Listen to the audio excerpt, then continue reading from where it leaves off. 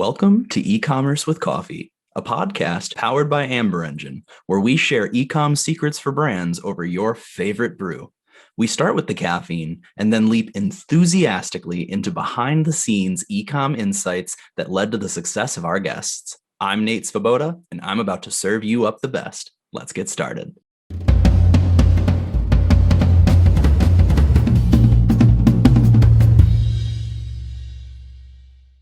Hello, and welcome to today's episode of E-commerce with Coffee. In this conversation, I get to chat with Christy Jones. She is the manager of leadership development programs at Meijer, one of the most popular supercenter chains, primarily in the Midwest. And she spent the better part of the last 2 decades focused on helping organizations achieve success through better talent strategies that unleash the full potential of leaders, teams, and communities. So today, we're really going to be focusing in on how businesses should be thinking about their talent and bench strength, and how those coupled with positive working cultures can really set those businesses up for success long term. So Christy, welcome to the show. Thank you, Nate. Delighted to be here. Really excited to have you here. Now, obviously the name of the show is E-commerce with Coffee. You are an extremely passionate and energetic person. I imagine caffeine must play some role in your life. Is that fair to say? It is my life partner. Yes. So talk me through, what's your go-to in the morning? Like, what do you grab? So if I'm at home, a typical caramel Nespresso pod, that's usually what I start with, and either a caramel protein shake or just black. If I'm out, venti, Pike Place, just black with room for cream, and I usually have like some protein shake with me that I've packed when I'm traveling that I'll add, and then I feel better about coffee being breakfast. Um, it's not 15 years. I don't think there's going to be any stopping anytime soon, and I hope not because I love it. Right, like the holding a hot cup of coffee in the morning. It is Yeah. a spiritual experience. The first sip that you take, I agree. It's like a loading bar Mm. almost going down as it reaches your stomach. The warmth as it goes through your body. I very much so feel that. Completely. Yeah, absolutely. Well, and I do love a good latte. I'm a caramel latte person myself, but I just take a good little shot of espresso. I love that. Gets me going in the morning. Well, we have a lot to chat about today, but I'm really interested to start out with your journey, right? You've had an interesting career path. For parts of you were a teacher, you've been a consultant, you've been a corporate trainer. Can you give us a little bit of a walk through your background and how it landed you in the passion of organizational development? Uh, yeah, boy. So I grew up with this idea of kind of Midwest hard work. Um, Very, very conservative family, and I watched both of my parents use all that they had, but also feel very constrained in what they didn't feel they had. So neither of my parents went to college or graduated from college. My dad went back years later when I started college, actually, and so I heard this narrative that they had to be unhappy because of something that somebody else said they didn't have. So they worked jobs that sucked the life out of them and parts of our family, right? Because we have one life. A lot of the people that I work with will hear me say this over and over again. Mary Oliver, the celebrated poet, in the last line of her poem, A Summer's Day, says, "And what will you do with your one wild and precious life?" And I go back to that when I think about people saying work life and everything else that isn't work life. And I'm always reminded, you get one wild and precious life. You do work with it, but you do lots of other things. My parents, one wild and precious life, a lot was taken from the work conditions that they were in. And I don't think it was uncommon of people in their generation and what was kind of traditionally taught in business schools about leadership at the time. But I was very keenly aware that there was something that extended well beyond their jobs into our lives. And they worked really hard, right? They were just hardworking people with so much talent. And growing up in that, the value of working hard meant I got my first job when I was 14. And from that time, never really worked less than 2 jobs, right? Um, and and knew very, very early on that I wanted to do something bigger and better, but I didn't have any good models of that. I didn't know what it meant to, you know, go to college. Like, what was that? That was never a story that was told in our family, or to lead, right? So as I went through high school, I had these kind of um, moments like we all have of people pouring a little bit more into us or seeing something in us and bringing that out in us that were, if I look back, kind of inflections of, oh, there was a little bit more here than I expected, or hey, I could probably do that, and made the decision to do um, the one thing that the only person in my life that had gotten some kind of a professional certification was my grandmother, who was a licensed private nurse for folks on the east side of the state. I was like, well, nursing, I could do that, right? I mean, how hard can it be, right? This is my 17-year-old self graduating from high school, and I got accepted into this um, program at a university about an hour north of where I grew up. And I, I start in this nursing program and have to take, more advanced science and math classes, and ultimately ended up finding that they were not only really difficult for me, but they were difficult for me because I had something that was never diagnosed called dyscalculia. So, like dyslexia, more familiar, but you don't see numbers um, in the way that people who don't have that do. And, I could get through because I would work really hard. But you need to know exactly how much of a medicine you're administering to somebody. You need to know exactly how much you're, you're delivering to a patient. Not a lot of room for error. No, no, not a lot at all. And so I realized in my first year and a half that was probably not my journey. Well, at this point, I had also been working to pay for school at the local Avis Rent-A-Car, and it was just this great job that I could work on the weekends and in the evenings. But it also put me in front of opportunities to learn sales, leadership, managing ambiguity, because when a flight didn't come in on time, you stick it out, you stay, you do what you got to do, you problem solve because we don't have cars where we need them, right?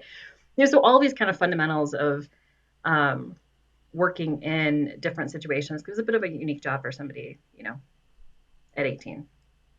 And very quickly learned how to train other people to do my job. Now, let me be clear, that was out of full laziness. I wanted other people to be able to do the things that I did not find appealing at all. Well, of course, the people observing me were like, she can teach people how to do other things. That seems like an added value. Let's put her in a training role. So over time, I worked up to being a regional trainer there. While I had also left nursing school, so I had more opportunity to move into a full-time job and do training work. So loved that, but knew I needed to go back and go to school. Well, around the same time, I was getting married. I was in my early 20s and had, I'm going to date myself significantly, but this was also around the time when the internet was coming alive, right? And there were all of these changes around technology. And when they needed people to work in sort of data center infrastructure, brand new data center infrastructure, broadband infrastructure. So I saw an opportunity there from moving into more of a technology space to be able to communicate to people like me that weren't real great in understanding all of the kind of technical capabilities, but needed to have enough understanding to function within that space. Ended up going to work for a couple of local companies that were involved in Y2K work and really bringing all of the infrastructure of technology that we enjoy today and its 3.0, 4.0 iteration to life at that time. And in training and developing teams to go out and deploy large scale training that met a client need, but also was at a cost that was not an additional ad, but was added value to whatever we were selling. And building that business case within the organization I was working with, and then also as recurring costs. And the company I worked for at the time had just rolled out this tuition reimbursement. And I thought, here's my chance, right?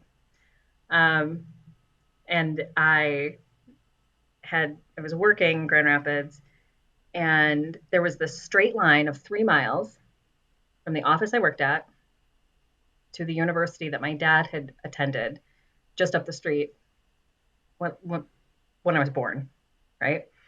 So that was kind of the college that I knew about growing up. And on my lunch break, I showed up in their admissions office and I said, hey, like, this is what I have to offer. This is what I've done. What might I do to attend school here? And started the process of getting my teaching degree. And because it was the thing that most closely aligned to what I was doing and what I thought I could do. So I kept working in the technology corporate training space for several years while I was going to school full time for a secondary education degree. And just threw myself into the work of understanding, how do we learn? How does that learning inform behavior?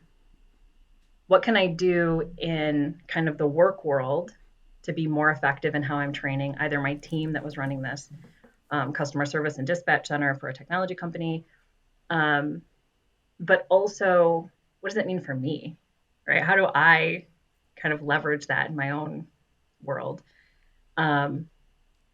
So as I was going through school, excuse me, I again connected with these people that were kind of pouring into me because I didn't know any better, so I would just ask a lot of questions.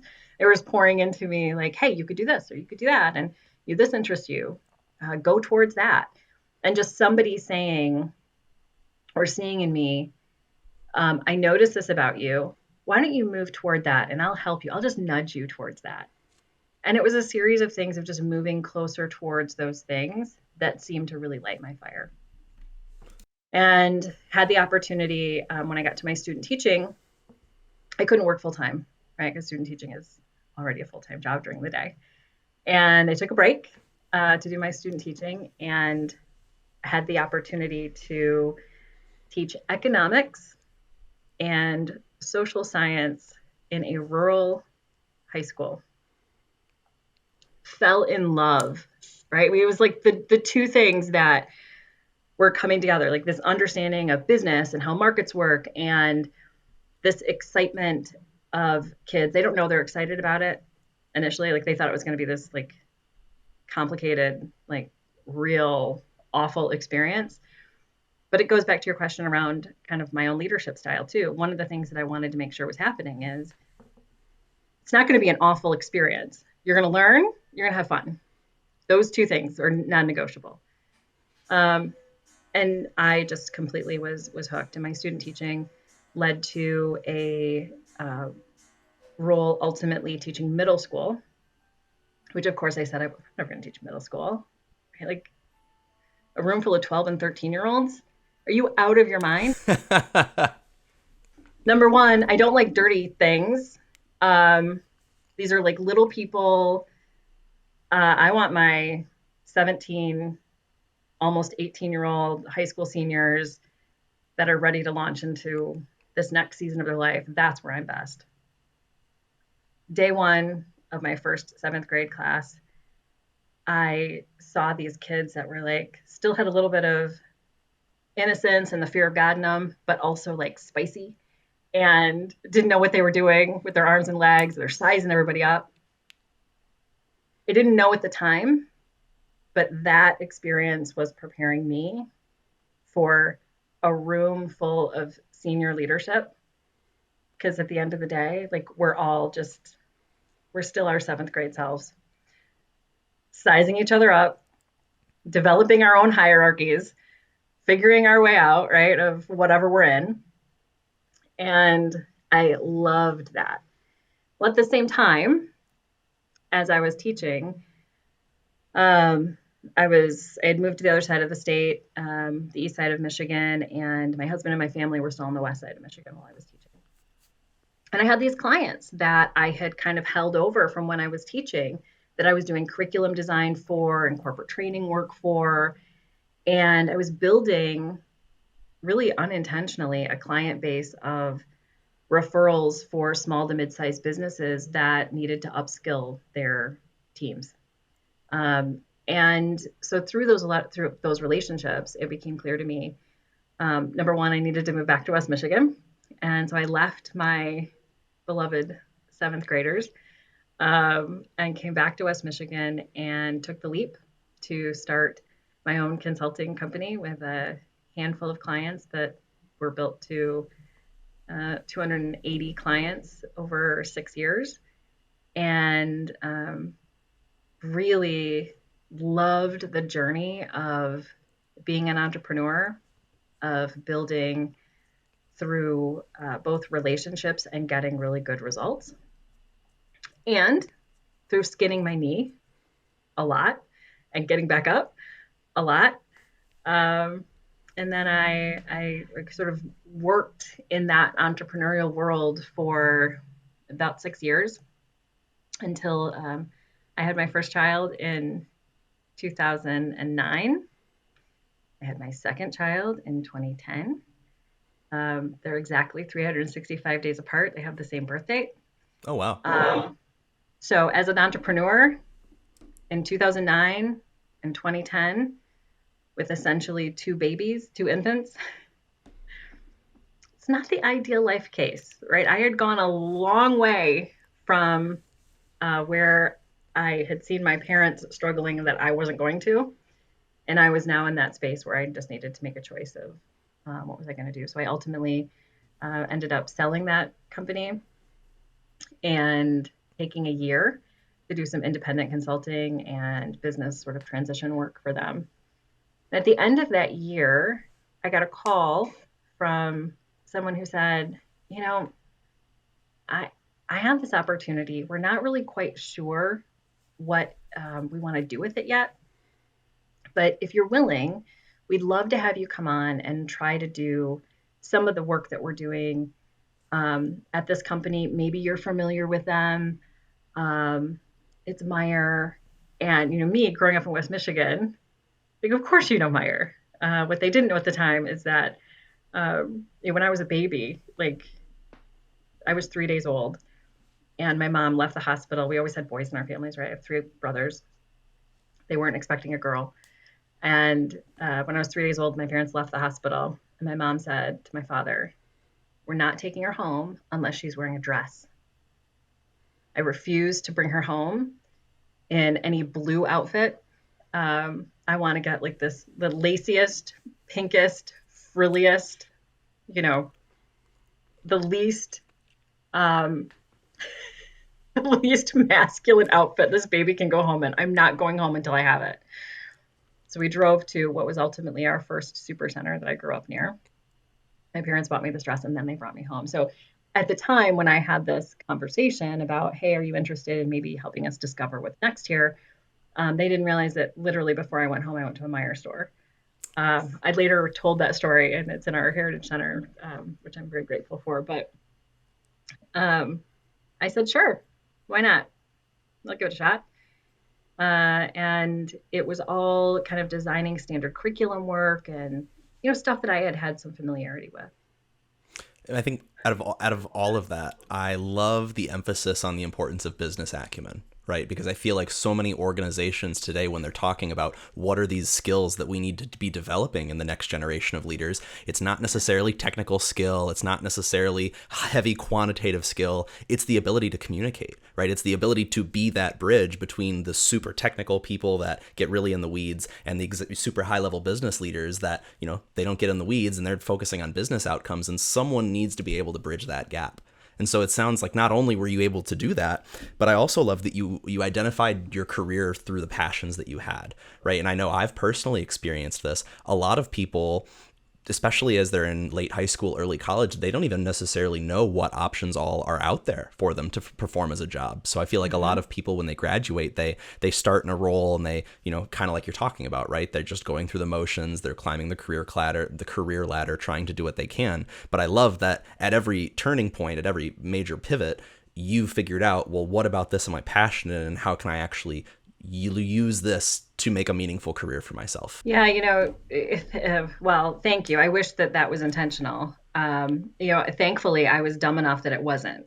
And I say thankfully because I think I've seen a lot of people who were kind of brought up in a very structured, you need this plan at this point and you need to be at this place. And they sort of have this destination addiction that as soon as I get to that next destination, that'll be the fix until I need to get to this next destination, and then that'll be the fix. Well, I hadn't grown up with that, so it was literally just, what am I most passionate about? Where can I bring the most value to speak good things into whatever we want to achieve, and being okay with or developing the resilience to fall. And knowing like, all right, well, guess that just means it's time to get back up. It's when I came to Meijer, it was this very junior role. And I think that's another piece of that, just the humility to, I didn't walk into it saying, I was running my own company and I was doing all of my own things and nobody was telling me anything, when they probably should have, frankly. It would have been super helpful. But the humility to say, if I take a step back so that I can move forward and really propel myself and my own skill, that feels right. And if it's not propelling me forward, then I get to move to whatever will. You get to choose is one thing that a lot of people that I work with and in coaching will hear me say often. You get to choose. That's the good news and the bad news. But what I did was, as soon as I saw another opportunity within the organization to build out a full leadership curriculum and a full leadership team, and then later on growing into more of an organizational development expertise, building out sustainable, scalable strategies for leadership development structures and career pathing, and being able to lead that charge. I mean, if I wouldn't have been willing to take that step back, I would have missed out on this extraordinary opportunity to support thousands of people in their careers, and to build the amazing relationships and kind of richness in my whole life that I've been able to do after the last decade at Meijer. Very grateful for it. And, very much inspired by the people that I get to work with too. Yeah. So I would imagine that a lot of their energy and passion, that's probably just coupled with yours, right? And I can imagine that it's a feedback loop. Whatever you put into the system, you're probably going to get out of it. And I can imagine that's probably very rewarding. Well, it is. It is. And it's also, I will definitely confess that a lot of passion is not helpful if it is not with purpose and if it is not coupled with courage.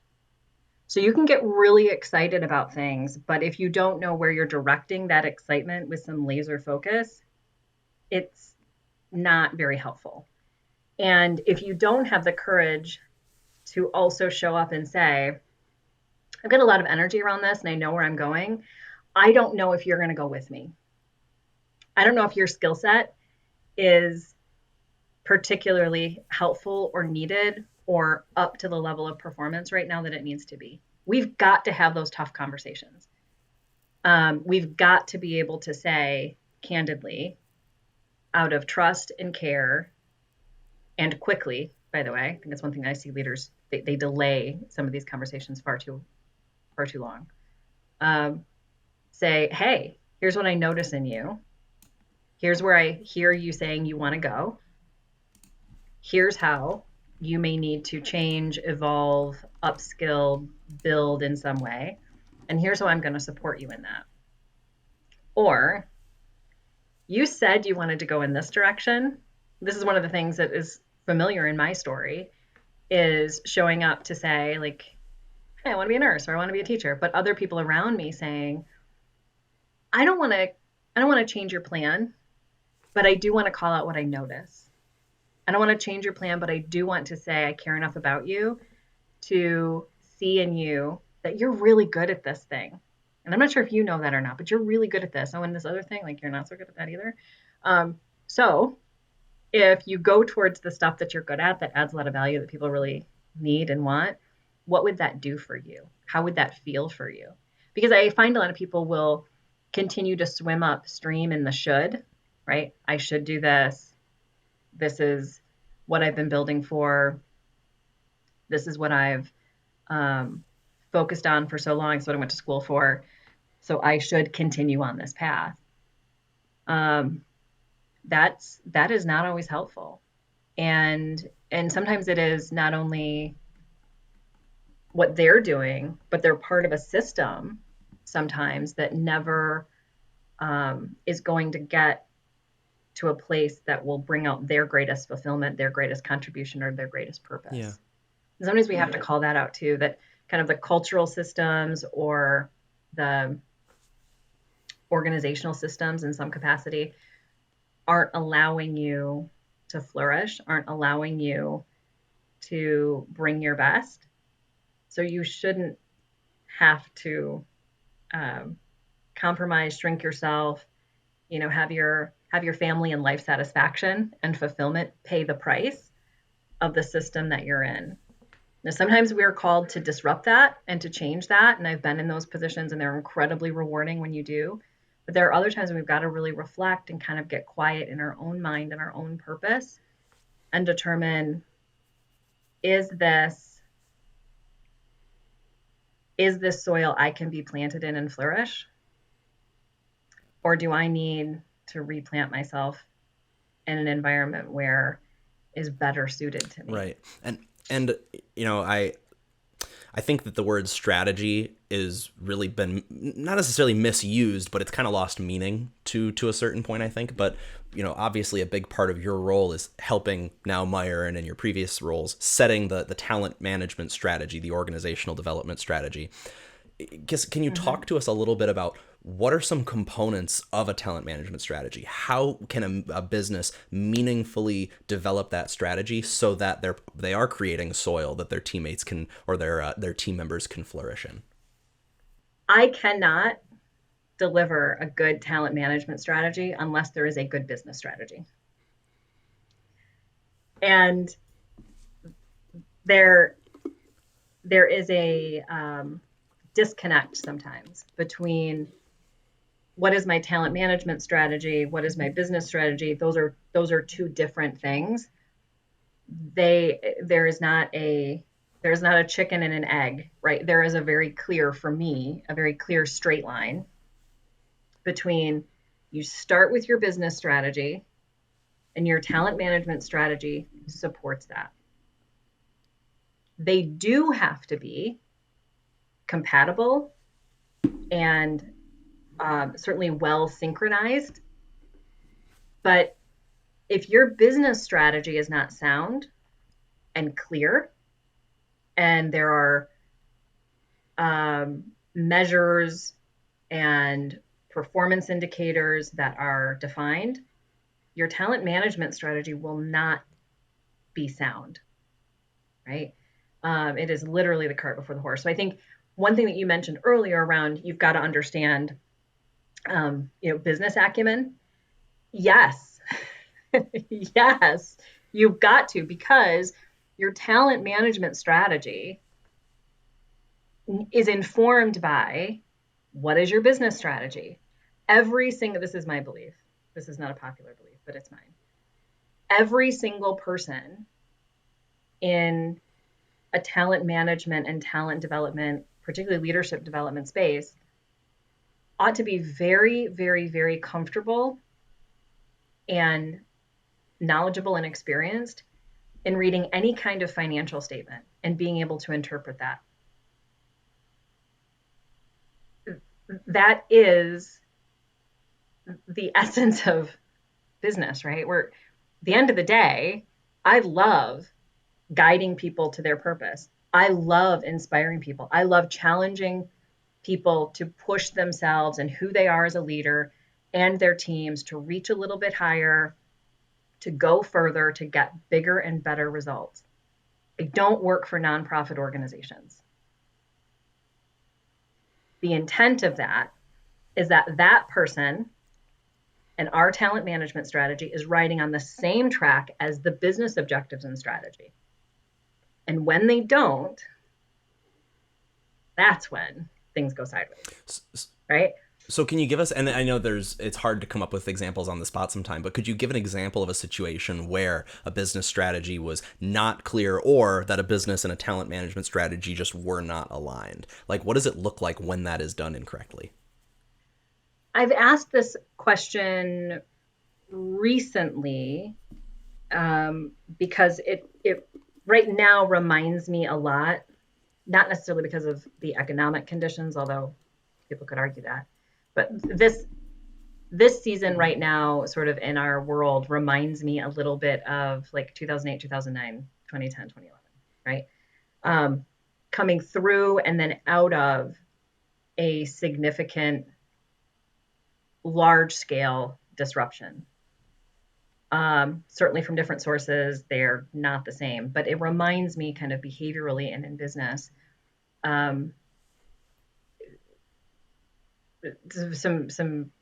very striking similarities. Now, one of the things that I asked then that I'm asking more now is, to what end? And when I would meet with clients in that 2008, 2009, 2010 timeframe, I would ask them, you're making this organizational change and I want to support you in that. But to what end? What do you want to be true a year from now, 36 months from now? And I would ask the business leader those questions. And if they couldn't articulate to me what they wanted to be true 3 years from now, they were probably not a client that I was going to work well with.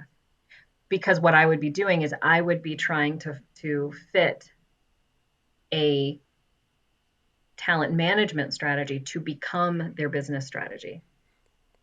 And that will always be empty. So that's one example of how I've sort of gone through the vetting process of, is there a need here for talent management strategy or organizational change strategy? Or is there a need for a very different business consulting insight and case here? I think any leader, business unit leader in particular, the very best ones that I've worked with have been asking that question regularly of themselves and their team. To what end? What do I want to be true 6 months from now, 12 months from now, 36 months? And then the bigger step, I think, strategically is, and why do I want that to be true? Right? What's the meaning in that? What is the purpose in that? Because that, as a leader, is what you're communicating to those that are delivering tactically on that strategy, right? You're getting their buy-in, and the reason and purpose behind this that I get to be a part of is X, Y, Z. So that's why when we step into the talent management space of talent selection, development, engagement, retention, development, performance, process and metrics, that has to already be within and under the umbrella of a And there full needs to business be a guiding strategy. light, right? You can't necessarily develop individuals unless you know what you're developing them for, right? You can't, and same, all of those components, I can see how that would align to it. Yeah, And now I've heard for you sure. say, and this is a very polarizing thing. You shouldn't hire interns. Companies shouldn't hire interns. Thinking through a context of like smaller to medium sized businesses, why do you believe that, right? Tell us, why do you believe organizations Yeah. should engage with those who are around college age? Because they're looking for a role, they're looking for the Yeah. experience. So sometimes I say things that just get a reaction out of people to start a conversation. That would be one of them. Um, but after the reaction, and we let that sink in a little bit, um, I think I think hiring interns, we have to do that with a expectation that is different than I think a lot of organizations have when they hire an intern, right? So here's an example. Um, you really have to acknowledge that when you're hiring an intern, you are building their experiences with them. They are not likely to keep those experiences with you. They are likely to take those experiences and that investment to someone else. So if you're clear on that, and if that's where you're going to invest your time, energy, and dollars, fabulous. Now, the flip side of that is that's great because what I'm going to take from them is their innovative new ideas, so that becomes the transaction, right? They're giving me something new and different, and I'm doing the same. In theory, it works great, right?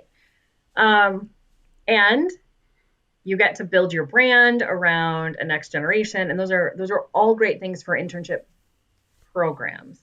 But when you make the decision to bring on that intern to employee, we have to set our expectations appropriately. This is not somebody that you are likely going to retain for the next decade or the next 5 years. So if we are clear on that, right, that to me is where the business strategy clarity comes in, right? Do we want to retain this person? And to what end do we want to retain them? And the I think we talked about this earlier too, that the intern process right now is changing. I mean, when I was in college, the intern experience was to get a job. And recruiting interns was to get somebody to take that job and they would stay with you. That is not how life and careers work anymore.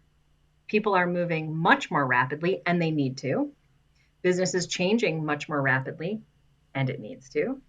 So let's reframe um, how we approach internship as short term bursts of innovation that have extreme value and short term bursts of experiences that have extreme value for the person in their career. And then the opportunity to say, these were the boundary conditions of this internship. Now, what's next for you? Does it make sense that what's next for you is here for both of us? But I think um, there's a weirdness right now that I see around internship programs that a lot of organizations have figured out. I think Meyer does a great job at setting the expectation for interns and the business partners that those interns are a part of. Um, I also think that there's this very I don't know, like expectation that I'm gonna get this internship to get this job. And sometimes when I talk to interns, I ask them, "How has your internship been?" And I'll tell you, like, "Oh, it was really fun. I met a lot of people, and these 12 weeks or these 15 weeks over the summer were really great, and I got to do a lot of new and different things." And then I run them through, how many new people do you think you're going to meet in the next year here? Right? You talk to an intern and that's what they're talking about. I love that for them. It's probably not the place for them to stay. Now, there's a minority of these folks, and I love them when I meet them. But I talk to other folks and they'll say, you know what I've loved doing is for the last 3 years, I have been practicing in my mind how I would bring all of these ideas and thoughts and learning to life in a real kind of world in its natural habitat. And I have loved doing that with people that want to do that alongside me. Cool. That's the work you're going to be doing for the next year. You want to continue doing that? Um, but I think if we really listen closely to the person, it will indicate, is this somebody who really is going to come on because they had an expectation that this ought to yield a job and that's my measure of success? Or a person who's going to come on and say, this is where I can yield the greatest kind of value back for my time and contribute that to the results that this organization is getting in a meaningful way. And I'll do that as long as it makes sense, right? Not the finish line, right? They think that's the difference, whether we're talking about interns or anyone, frankly. The finish line doesn't exist anymore, and it hasn't for a really long time, right? There's not this 20-year, 30-year retirement. That it doesn't. It gratefully, right? It still happens at Meijer. We've got a lot of long-term team members, but we are in the minority of organizations that are experiencing, multiple decade, lifetime leaders and team members. And instead, I think we can replace the finish line with the purpose line. What is the thread and the line that runs through your career that's guiding you along this path of purpose and intent of your greatest contribution for an organization's greatest results? And because that's rewarding, that's fulfilling. But getting away from that destination addiction, right? If I make this amount of money, if I'm in this role, if I'm, reach this particular height, then that's what's going to be satisfying for me. And I try to reframe the finish line to the purpose line. Like, is that actually guiding you along this trajectory and this line of your greatest growth, your greatest purpose and contribution? And if not, let's call that out, right? And let's follow more towards or along that purpose line versus towards some kind of a finish line that ultimately isn't very satisfying. And if I think about that in the sense of leading and leading well, it's really tough to care deeply about the people in your span of care when your sights are only set on your own finish line, right? But that purpose line, you get to carry other people along with you and invite other people to that. And that's exciting and joyful. And the one thing that I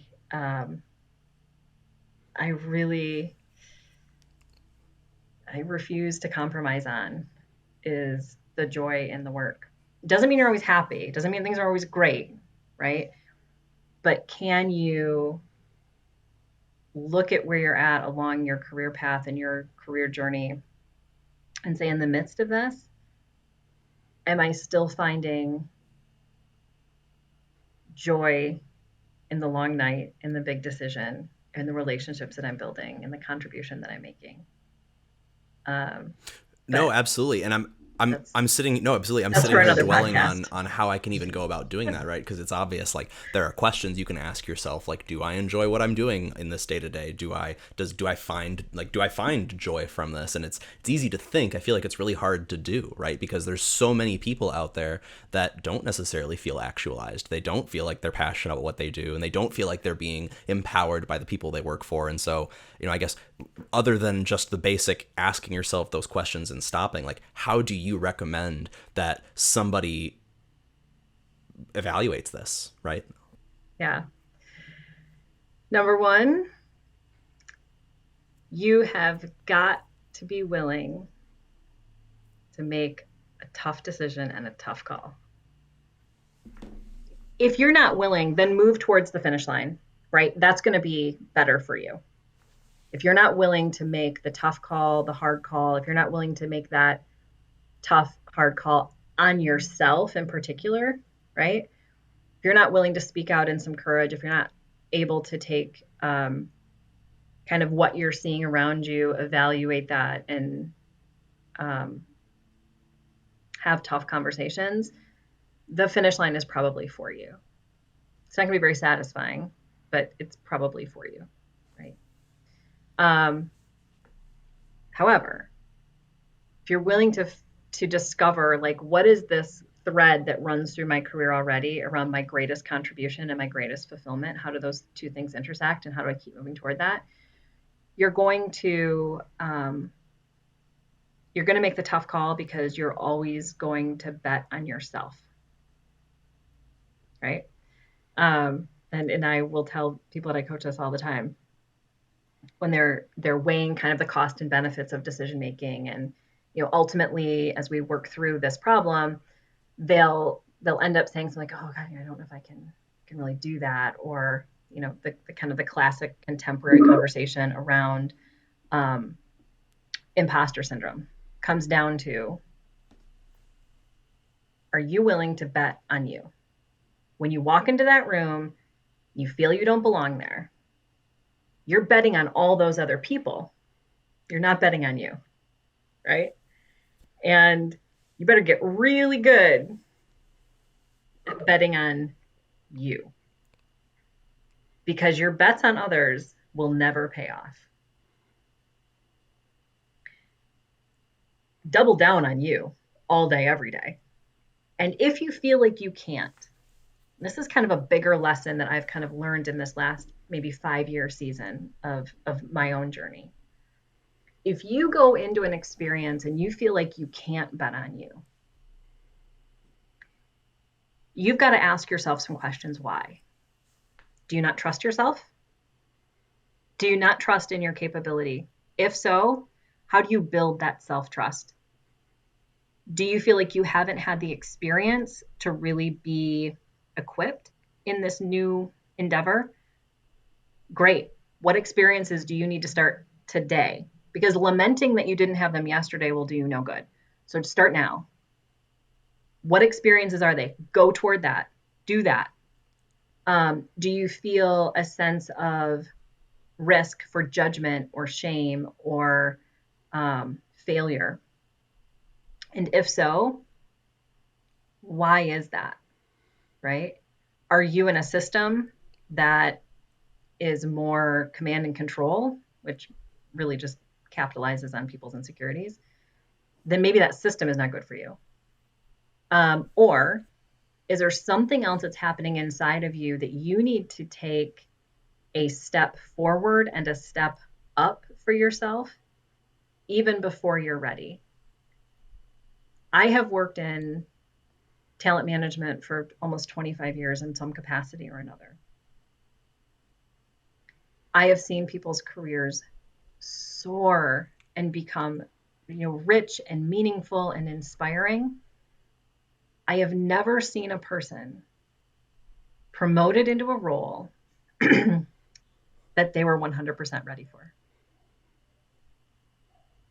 I have seen people demoted into roles, may have looked like a promotion from the outside, but really it was so easy and unfulfilling for them. It was really more of a demotion than anything, right? Just life sucking. But real promotion that people have prepared for, they will never feel fully ready for it. They will, and that's why it's important, if you're going to grow your career and you are going to accept the opportunities that are in front of you to grow your career, you have to know you are never going to feel Is like that you the whole are joke? 100% Everybody thinks ready. that everyone has their stuff together, but nobody really does. Nobody knows what's going on. Nobody knows what they're doing. You know what? After seeing lots and lots and lots of psychometric assessments from lots of leaders living lots of different life paths, I can guarantee you, in my experience, that is true. One thing I said recently was, yeah, I have a lot of things, but it altogether is not one of them. And but the acknowledgement to say, in the richness, depth, and experience and joy that I feel as a whole imperfect human being, I know that I don't have it all together.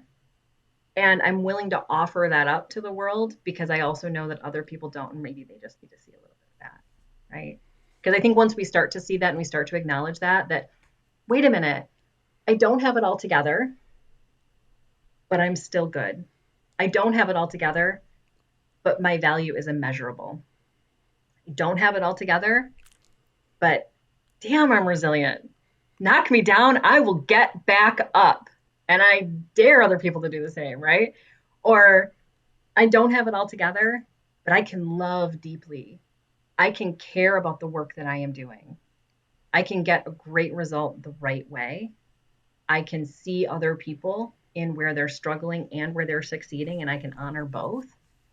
Um, Give me that over a leader who has it all together all day, every day, because that expiration date of having it all Yeah, together is and really, really, one other really thing I short. wanted to get your thoughts on. So obviously, part of your role is working with senior leaders at a lot of, I mean, not just, but a lot of it is working with senior leaders at these organizations.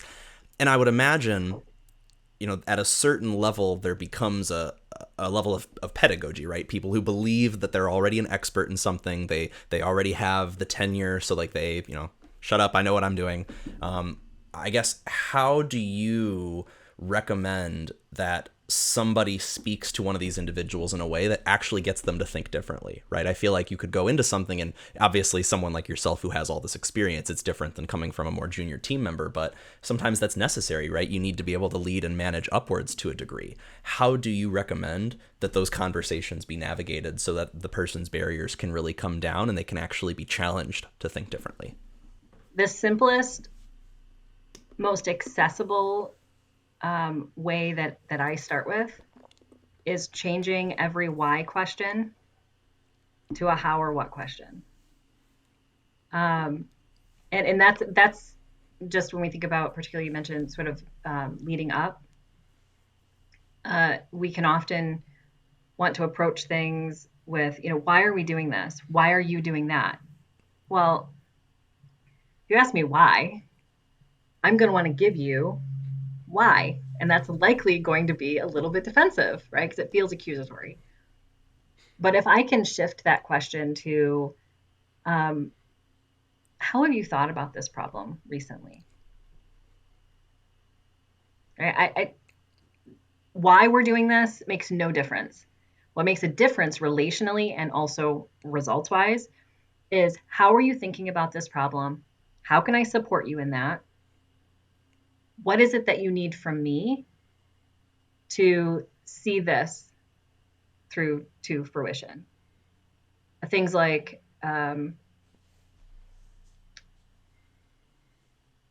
what do you envision when we deliver on this? What do you envision will be the change for us, for you, for me? Right. And then we start to have this deeper, more rich conversation around how do we behave, which I think talent management is really all about behavior, and how do we shift it? How do we get the right behaviors in the right places? And how do we acknowledge that the behavior is what we see, but everything we don't see needs to be tended to if we're going to change behavior? Um, and so I think that is like the simplest, although very difficult way to approach that. Um, and I think the other thing is, we don't change people through telling them that they need to change. We don't change people even by telling them the impact of them not changing. We change people through our relational connections and acknowledging they will have to be the one that changes their behavior. So, how do we bring them a mirror versus a hammer, right?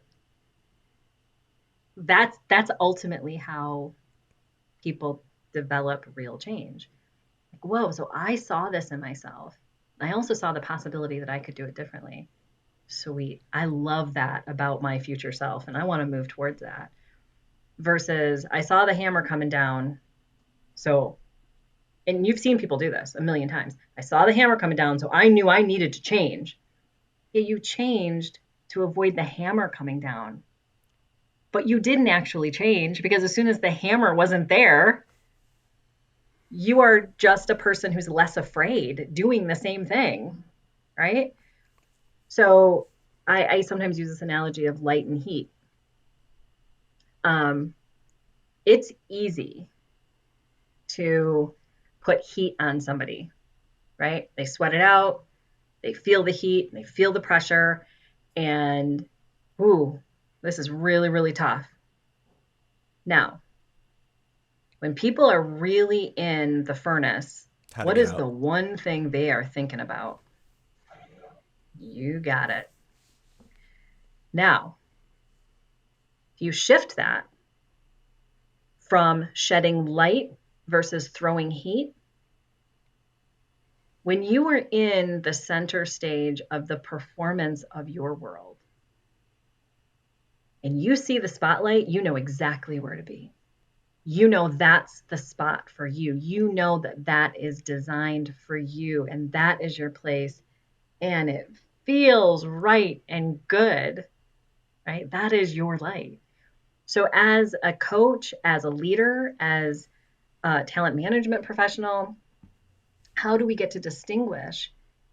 Now, by the way, when the spotlight is on you, it also feels like there's a little bit of heat there too, but it's completely different because what do you want to do? You want to stay there. You want to stay in that light that is for you.